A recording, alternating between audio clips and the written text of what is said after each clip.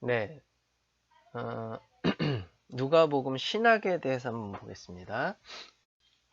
누가복음 신학은 크게 5가지로 볼 수 있어요. 우리 책에도 그렇게 나와 있는데요. 첫 번째, 종말의 지연이 가장 누가복음에서, 누가행전에서 큰 신학적 주제로 나타나고 있고요. 두 번째는 정치적 변증, 세 번째는 이제 성령의 중요성. 성령이란 용어가 누가행전에서 다른 성경에 비해서 상당히 많이 나옵니다. 네 번째로 이제 부활의 신학. 마가복음은 십자가의 신학이었는데 누가복음은 부활을 좀 강조하는 부활의 신학입니다. 그래서 혹은 뭐 영광의 신학이라고 하기도 하고요. 핸델의 메시아가 바로 이 누가복음에서 영감을 받아서 작곡한 곡이다. 그렇게 알려져 있습니다. 다섯 번째, 사회적 약자에 대한 관심이 두드러집니다. 이 5가지를 한번 보도록 하겠습니다. 여러분 책 264페이지, 누가복음의 주요 특징들, 신학을 말하는 거죠. 누가복음은 다른 복음서들과 다른 몇 가지 독특한 특징을 보여주고 있는데, 이런 것들은 주로 누가의 인도주의 사상, 휴머니즘과 그의 보편주의 사상, 유니버설리즘으로부터 나오고 있다. 누가가 버림받고 소외당한 자, 가난한 자, 죄인, 그리고 여인의 문제 등에 많은 관심을 보이고 있는 것은 그의 인도주의 사상에 근거한 것이고, 다른 한편 누가가 사마리아인이나 이방인에 대해 많은 관심을 보여주고 있는 것은 그의 보편주의 사상으로부터 나온 것이다. 예, 이제 자세히 한번 살펴보도록 할게요. 첫 번째, 음, 가난한 자에 대한 관심. 제가 이 파워포인트에 나와 있는 대로 얘기하려고 그랬는데요. 그것보다는 여러분이 좀, 죄송합니다. 저기가 있네. 260페이지 먼저 해야 되는데요. 죄송합니다. 260페이지 먼저 보세요. 누가가 직면한 문제들. 누가는 1세기 말경에 주로 2가지 문제에 직면해서 펜을 들게 된 것으로 보인다. 하나는 교회 내부로부터 생긴 문제고요. 하나는 교회 외부로부터 생긴 문제다. 교회 내부에서 생긴 문제는 뭐냐? 종말이 자꾸 지연되는 겁니다. 무슨 말이냐면 예수님이 이 세대가 가기 전에 온다고 하셔서 철석같이 믿고 있었는데 사도들도 죽고 사도들의 제자들도 죽고 그런데도 아직 예수님이 안 오는 거예요. 그러면 도대체 왜 예수님이 안 오는가? 여기에 대한 대답을 해줘야 되잖아요. 네. 그게 이제 교회 내부로부터 생겨난 문제, 종말 지연에 관한 것이고요. 누가복음에서 가장 두드러지게 나타나는 신학적 특징입니다.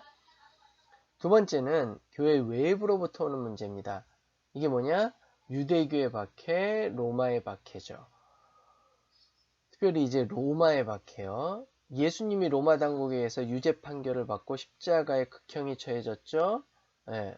그리고 또 유대교와의 마찰, 그로 인해 또 로마의 그 눈에 가시 같은 존재가 되다 보니까 여기에 대해서 어, 답을 주는 거죠. 그래서 누가복음과 사도행전의 1차적인 표면적인 수신자가 바로 데오빌로 각하입니다. 데오빌로 각하에게 말씀드리고 싶습니다. 예수님을 믿는다는 거, 그 예수님을 믿는 자들이 가지고 있는 신앙은 이렇습니다. 결코 로마에 대항하는 것이 아니고 로마에 패가 되지 않습니다. 이러한 정치적인 변증이 있다라는 거죠. 한번 보겠습니다. 1. 종말의 지연. 종말의 지연에 관한 문제는 비단 누가만이 아니라 1세기 후반에 기록된 모든 문서의 저자들이 직면한 문제였다. 예수는 물론 초대 그리스도인들은 모두 자기들의 시대가 이 세상의 종말의 시대라고 믿었고 그래서 임박한 종말 사상을 갖고 있었다. 마가복음 9장 1절에 보면 예수가 다음과 같은 말씀을 하신다. 내가 진실로 너희에게 이르노니 여기 서 있는 사람 중에는 죽기 전에 하나님의 나라가 권능으로 임하는 것을 볼 자들도 있느니라. 그렇게 말씀하셨죠. 즉 초대 교인들은 자기들이 죽기 전에 예수께서 다시 인자와 심판자로 재림하시고 하나님 나라가 임하여 이 세상은 끝날 것으로 믿었다. 그런데 예수 곁에 섰던 자들이 그리고 예수의 제자들과 목격자들이 하나씩 다 죽어가는데도 아직 기대했던 종말이 임하지 않고 곧 임할 것으로 생각되지 않았다. 그래서 여기에 대한 답을 하는 것이다. 261페이지. 누가는 이러한 상황에 직면해서 신앙의 위기에 처한 그리스도인들에게 무엇인가 적절한 신앙적 해답을 제시하고 그들을 신앙적으로 바로 지도해야 할 필요성을 느꼈을 것이다. 그 해결 방법이 그래서 뭐냐? 하나님 나라가 그리고 종말이 곧 임하는 것이 아니다. 즉 임박한 종말 기대를 좀 더 연장시키는 거예요. 네. 근데 이제 이것을 잘 해야겠죠? 네, 잘. 그냥 인도하다 여기가 아닌가벼, 이때가 아닌가벼 이러면 안 되죠. 그래서 말하는 게 뭐냐면은 바로 시대 구분입니다. 시대 구분. 구약에는 이스라엘의 시대, 그 다음에 예수님이 오셔서 예수님의 시대가 있다. 그 다음에 곧장 종말이 오는 게 아니라 교회의 시대가 있다라는 거예요. 이 교회의 시대는 선교의 시대예요. 복음을 전파해야 돼요. 어디까지? 땅끝까지. 로마를 거쳐서 저쪽까지. 그 다음에 예수님이 온다라는 거예요. 우리 이제 막 첫 발을 내디뎠는데 우리가 너무 지금 성급하게 생각하고 있는 건 아니냐? 네, 이렇게 얘기하는 겁니다. 이게 그러면은 초대교회에 먹혔냐? 먹혔다고 봐야죠. 예, 이 누가의 신학이 어느 정도 설득력이 있었다. 예, 그렇게 볼 수 있는 거죠. 네, 한번 좀 자세히 읽어보면서 부분 읽고 설명을 해드릴게요. 두 번째 단락. 그래서 누가는 예수를 따라 먼저 땅끝까지 복음이 전파되어야 한다는 것을 강조한다. 네. 누가는 우선 마가복음에서 임박한 종말을 시사해주고 있는 본문들의 수정을 가해 임박한 종말 사상을 암암리의 메시지의 전면에서 후면으로 빼어들리고 있다. 가령 누가는 마가복음 1장 14절부터 15절에서 예수께서 갈릴리에 오셔서 하나님의 복음을 전파하여 이르시되 때가 찼고 하나님의 나라가 가까이 왔으니, 여러분 요 그때 제가 말씀드렸지만 요 헬라어 이 어감이요 굉장히 긴박함을 얘기합니다. 네, 그래서 제가 흔히 드는 예가 그거죠. 네, 여러분 공에 맞아봤냐? 축구공이든 야구공에 맞으면 안 됩니다. 조심해야 돼요. 뭐 축구공이든 아니면 뭐 우리가 여름 때 하는 그 바람 나갖고 하는 그 비치 볼든 맞아도 하나도 안 아픈 거. 어쨌든 팍 올 때 공이 올 때 피해야 되는데 그러다 펑 맞는 경우 있죠. 예. 그때처럼 때가 찼고 하나님 나라 가까이 왔으니 했을 때 이게 앵기켄이라고 그 헬라어로 굉장히 그 임박함을 얘기하는 의미하는 그 어감을 줍니다. 그런데 누가복음은 이걸 어떻게 했느냐? 누가복음 4장 14절에서 예수께서 성령으로 충만하여 갈릴리에 돌아가시니 이렇게 합니다. 네. 이 부분을 생략한 거죠. 그럼 누가 그냥 말씀을 바꾸고 막 변형시키고 잘못한 거 아니냐? 그건 아니다라는 거예요. 여러분도 교회에서 설교할 때 그러잖아요.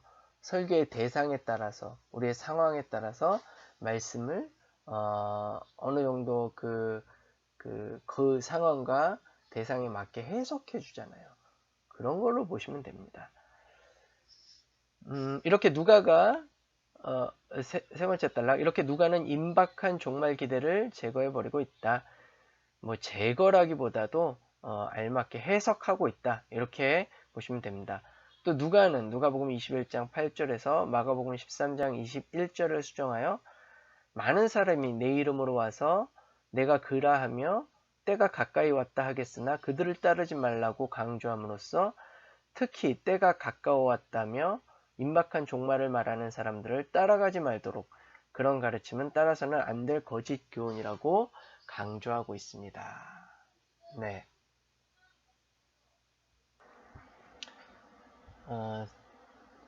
네 번째 단락 누가복음 19장 11절에서는 사람들이 하나님 나라가 당장에 나타날 줄로 생각하기 때문에 그들을 지도하기 위해 비유를 제시하고 있고 누가복음 21장 9절에서는 끝은 곧 되지 아니하리라고 말함으로써 분명히 종말과 하나님 나라가 가까이 오는 것이 아니라고 가르치고 있다. 이렇게 함으로써 종말과 재림을 좀 더 먼 미래로 연기시켜 놓고 있다. 누가는 이렇게 종말을 좀 더 멀리 밀어놓고 그때까지의 중간 시대를 온 세계에 말씀을 전파해야 할 교회의 시대, 선교의 시대로 해석하고 있다.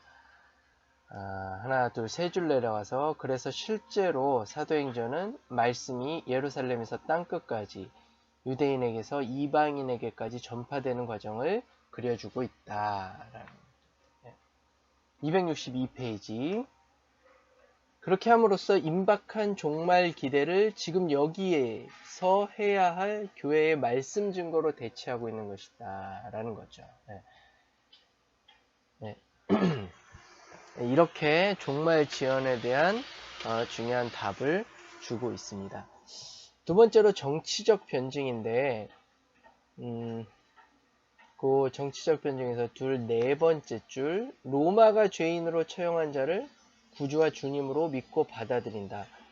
로마의 총독에 의해서 재판을 받고 극형에 처해진 그 사람, 죄인이거든요. 이 죄인을 떠받든다?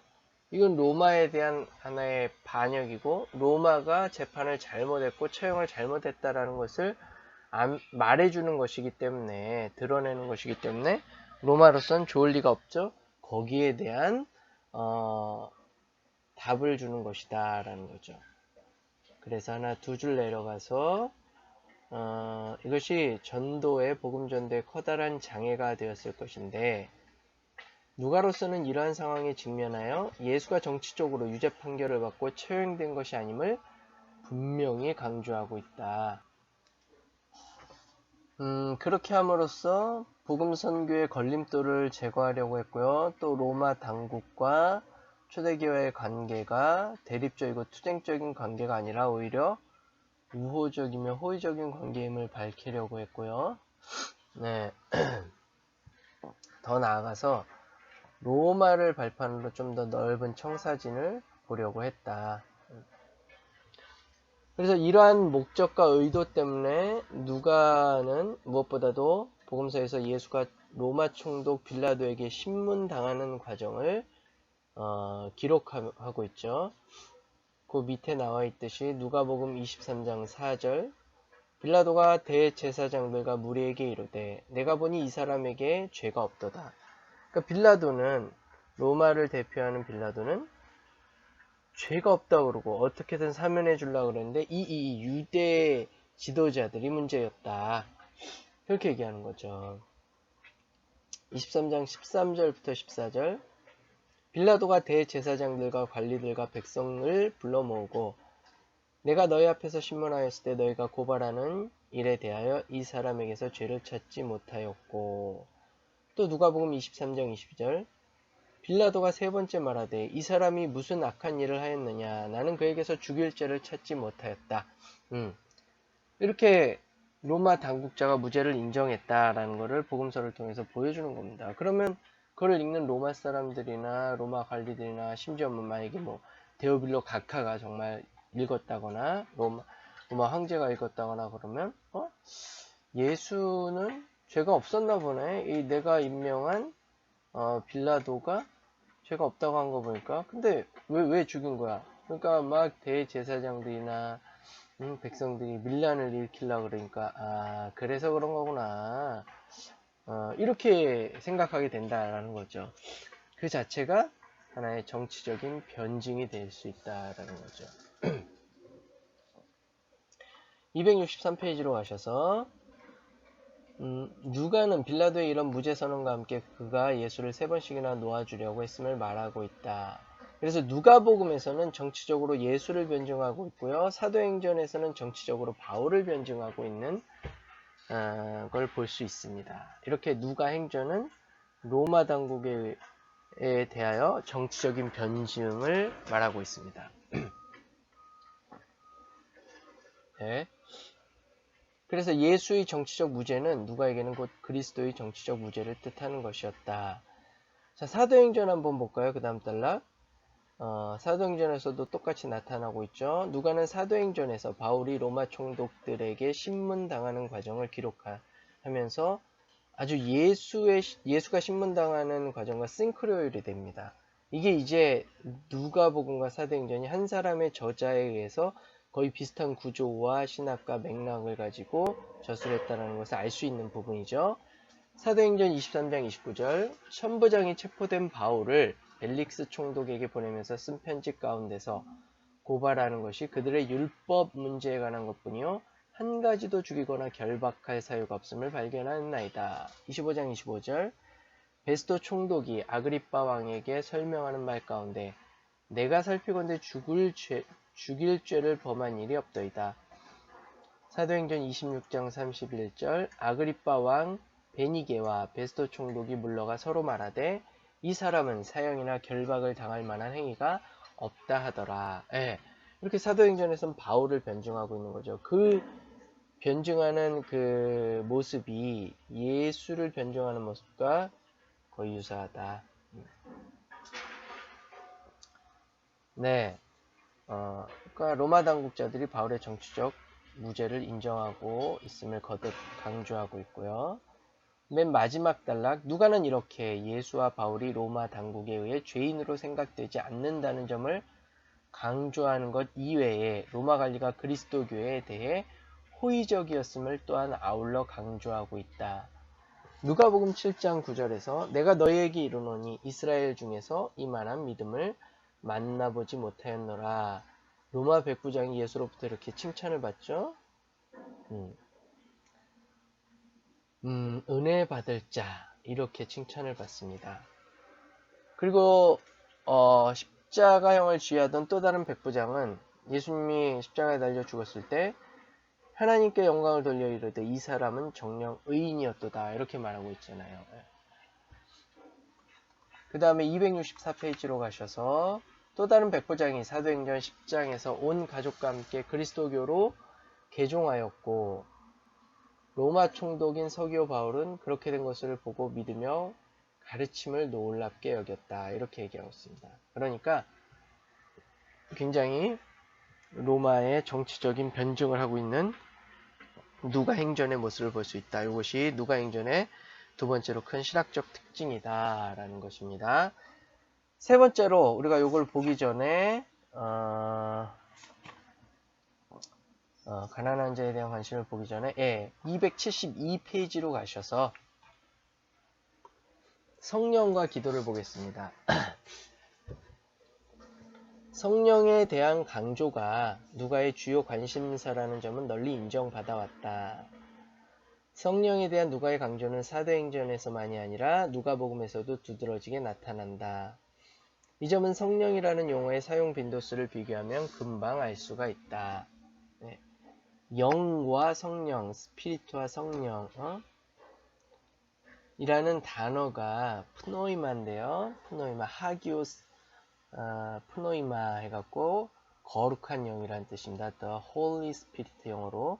그 단어가 마태복음에선 17번, 마가복음에선 23번, 요한복음에선 21번 사용되고 있는데 비해서 누가복음에서는 38번, 사도행전에서는 69번 사용되고 있다.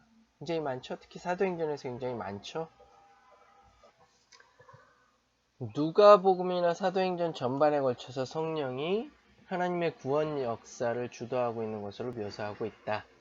즉 성령이 선교의 과정에서 그 선교의 과정 전체에 개입하여 활동하는 능력으로 나타나고 있다.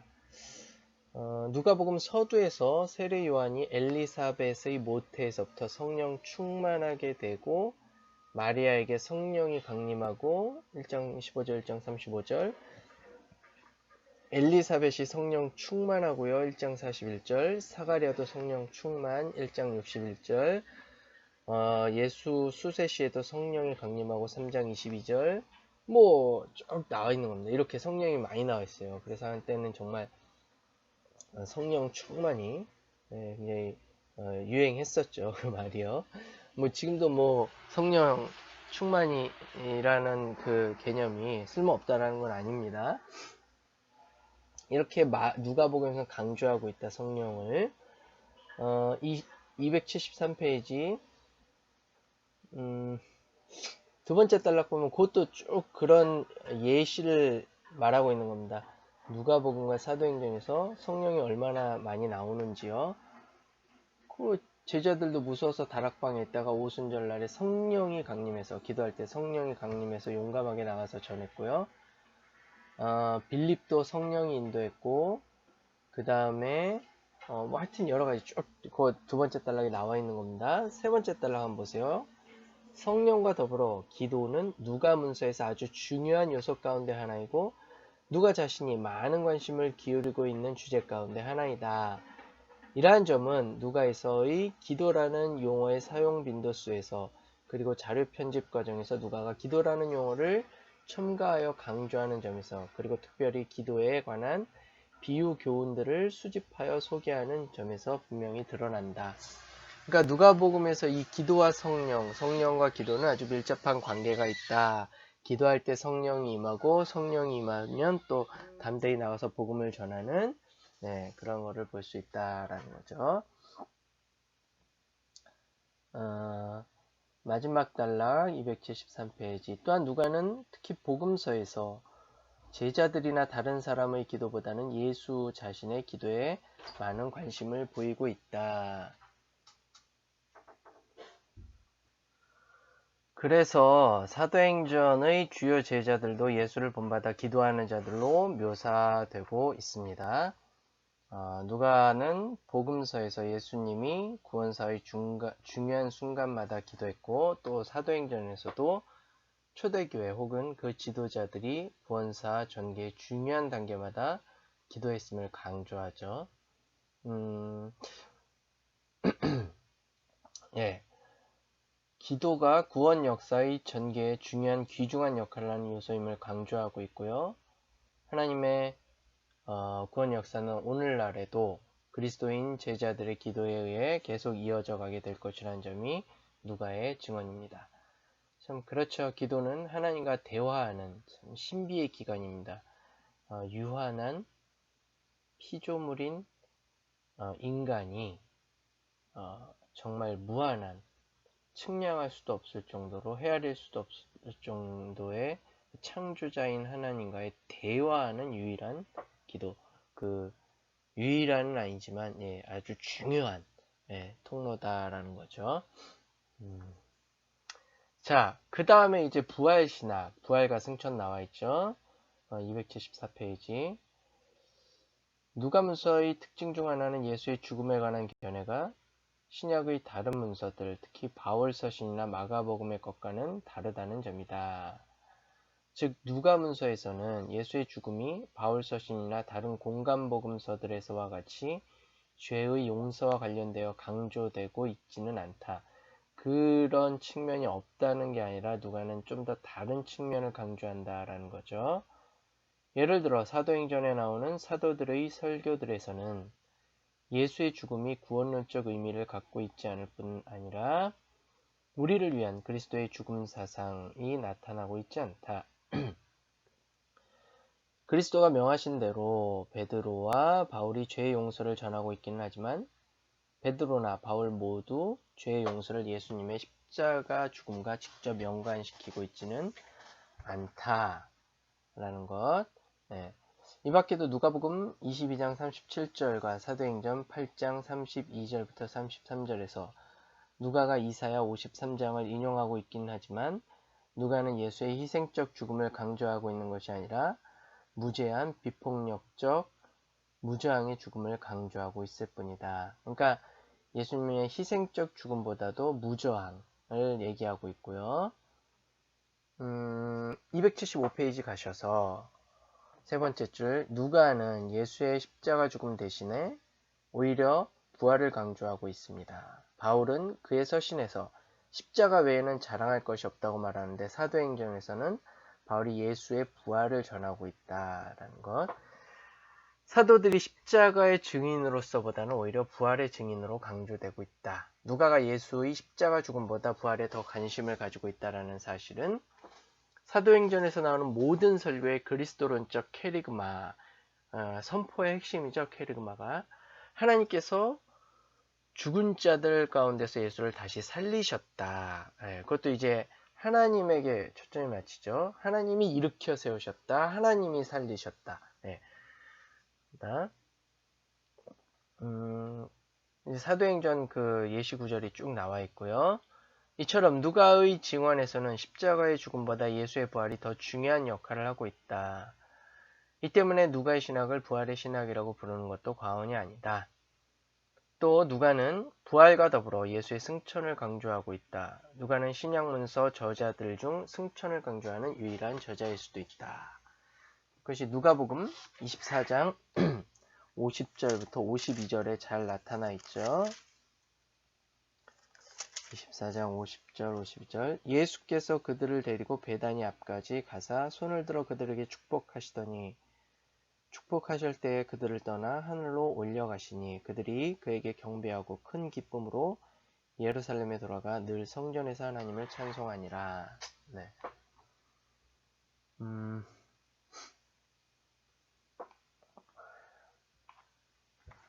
복음서들 가운데 오직 누가문서에서만 예수의 승천에 대한 언급이 나온다. 이게 굉장히 주목할 필요가 있는 거죠. 마태복음 28장 16절부터 20절에는 물론 이와 비슷한 누가 방금 읽었던 누가복음 24장 50절부터 52절에 그 장면과 비슷한 장면이지만 승천이라고는 나오진 않아요. 그냥 갈릴리에서 예수께서 지시하신 한 산에 딱 이르니까 예수를 보고 경배하니까 예수님이 말씀하시는 거죠. 그러므로 너희는 가서 모든 족속으로 제자를 삼아 아버지 아들과 성령의 이름으로 세례를 베풀고 내가 너희에게 분부한 모든 것을 가르쳐 지키게 하라. 볼지어다 내가 세상 끝날까지 너희와 항상 함께 있으리라 하시면서 쫙 승천하시는 것 같은데 딱히 그 말은 안 나와 있어요. 승천하는 장면 같고 멘트도 그렇고 그런데 그러나 누가복음에선 명백히 나와 있다라는 것. 네. 그래서 누가는 더군다나 승천을 좀 강조한다라는 사실이요. 네.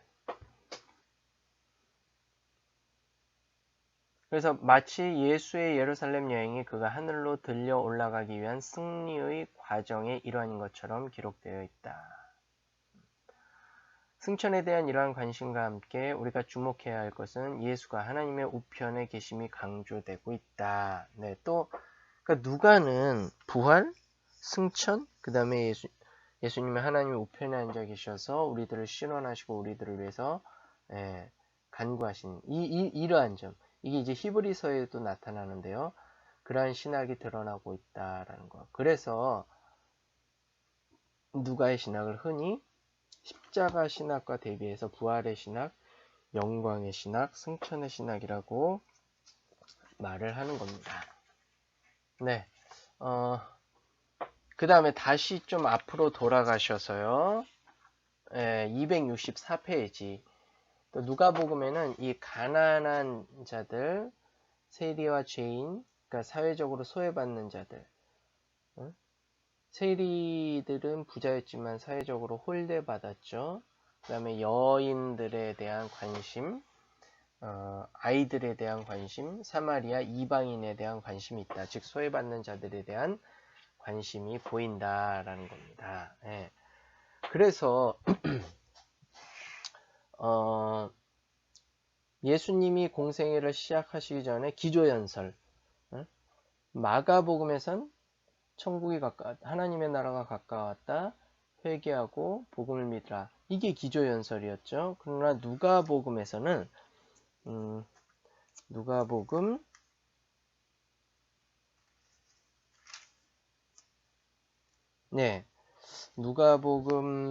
4장 16절부터 쭉 보세요. 이제 회당에 들어가셔서 성경을 읽죠.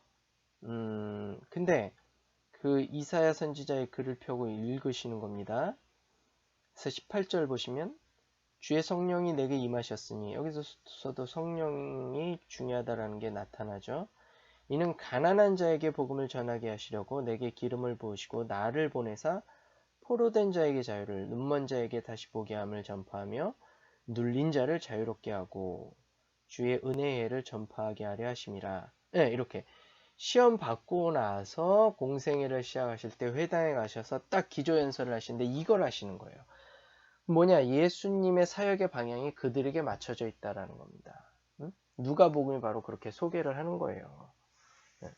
그래서 누가복음에서 누가행전에서 이렇게 소외된 자들, 가난한 자들에 대한 관심을 볼 수 있다라는 겁니다. 예수님의 기조연설에서도요. 예수님의 사역의 방향도 그렇고 그래서 누가복음 14장 12절부터 13절, 18절부터 22절, 12장 33절에 보면 그런 말씀이 있어요. 내게 점심이나 저녁이나 베풀거든 부한 이웃을 청하지 말라. 가난한 자들을 불러오라.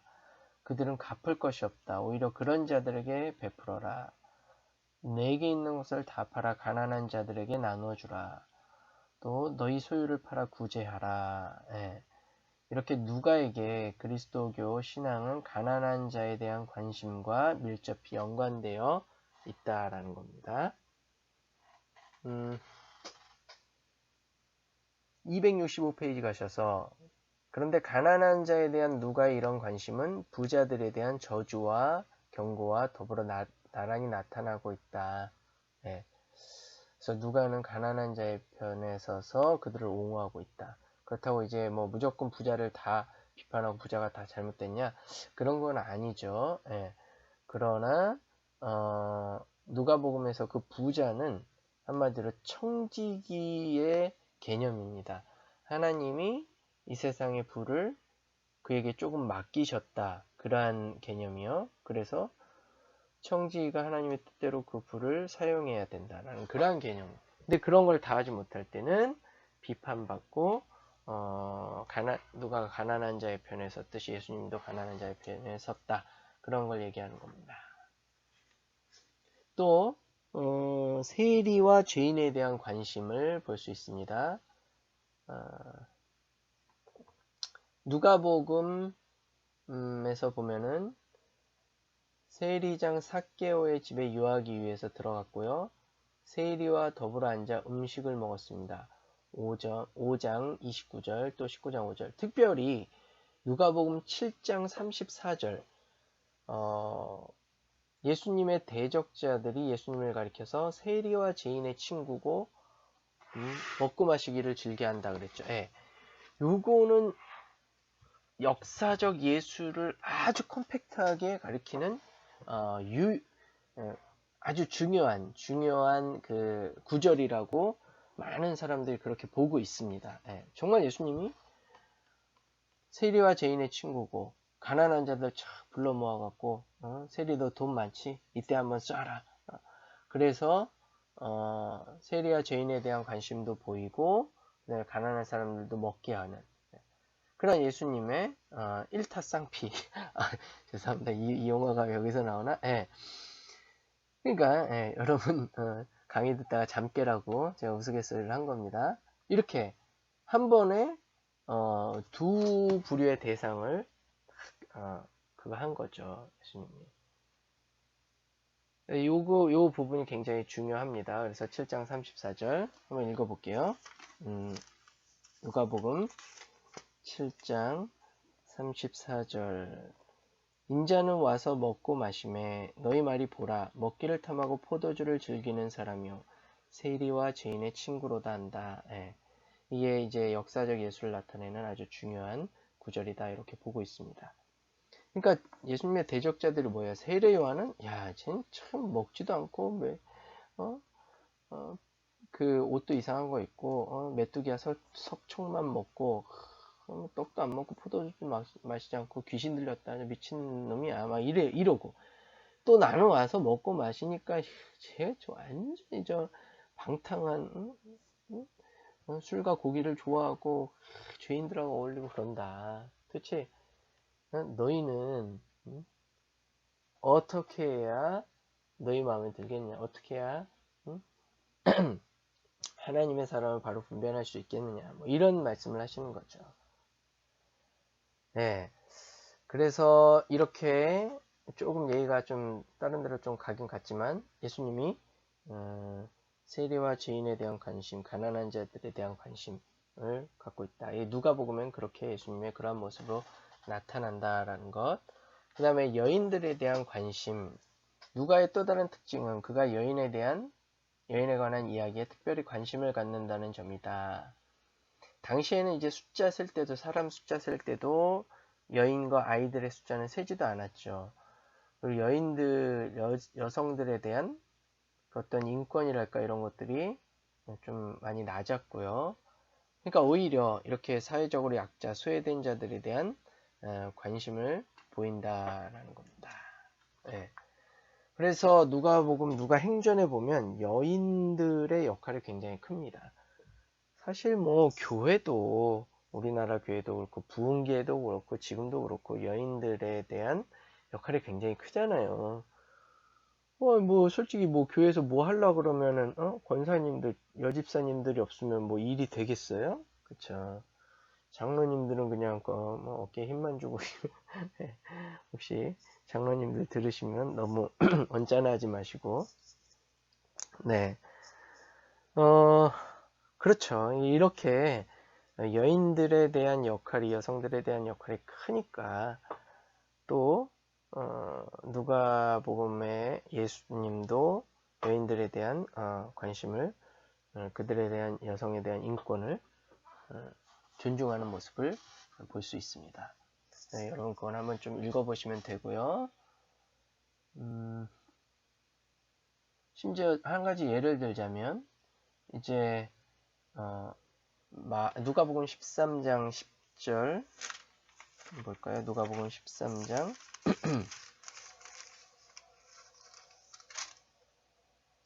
10절. 예수께서 안식일에 한 회당에서 가르치실 때 다른 데서 뭐 합니까? 손마른 사람이라고 그러죠. 근데 누가복음에서는 뭐예요? 18해 동안 귀신 들려 앓으며 꼬부라져 조금도 펴지 못하는 한 여자가 등장합니다.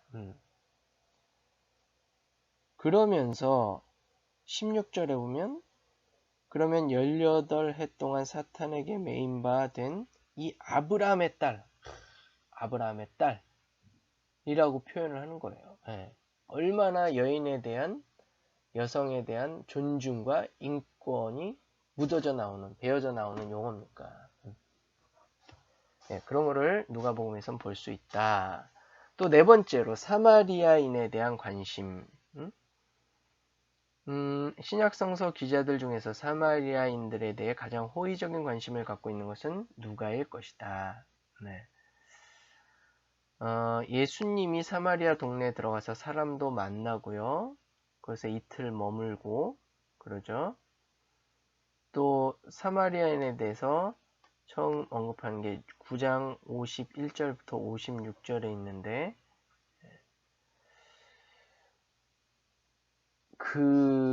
아무도 맞아들이지 않자 야고보와 요한이 내 이럴 줄 알았어. 이 사마리아 사람들. 주여 우리가 불을 명하여 당장 저들을 멸하라고 할까요? 그러니까 예수님이 꾸짖죠. 그리고 나쁜 감정을 배격하라고 하십니다. 그러고서는 10장에서 누가는 선한 사마리아인 비유를 통해서 사마리아인을 선한 이웃의 모델로 제시하고 있는 거예요. 네.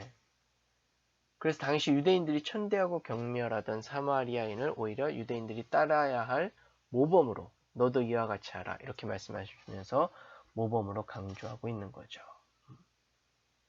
또 17장에서 보면 10명의 문둥병자를 고쳐주셨는데 그 중에서 오직 한 명 사마리아인 문둥병자만이 예수님의 발 아래서 큰 소리로 하나님께 영광을 돌리며 감사하나이다 이렇게 했죠. 이건 이제 사마리아인에 대한 사회적 약자에 대한 호감을 보여주는 겁니다. 그 다음에 이방인에 대한 관심도 보여주고 있고요. 네. 마태복음을 일컬어 유대인의 복음서라고 하고요. 누가복음을 일컬어 이방인의 복음서라고 부르는데 그래서 이게 족보에서도 나타난다라는 거예요. 누가는 예수의 조상으로부터 다윗과 아브라함까지만 추적하죠. 또 예수의 그것과는 달리 예수의 족보를 아브라함을 넘어서 인류의 조상 아담에게까지 소급하고 있습니다. 유니버살리즘이 보여진다라는 거죠. 누가복음 족보에서는요. 그래서 어쨌든 이방인에 대한 관심, 아무래도 뭐 이것은 정치적 변증과 밀접하게 연관돼 있죠. 예, 그거 여러 번 읽어보시면 됩니다. 뭐 여기까지가 누가복음의 주요한 신학적 사상이라고 할 수 있고요. 268페이지에 나오는 사도행전의 중요한 특징들, 제자들의 모델 예수가 베드로의 모범이 되고 또 바울의 모범이 되고 스테반의 모범이 되고 예수의 했던 어떤 그 예수님이 행하셨던 말씀하셨던 그러한 비슷한 패러다임이 사도행전의 베드로와 바울과 스테반에게 나타난다라는 것, 그런 거 여러분이 한번 읽어보시면 되겠습니다.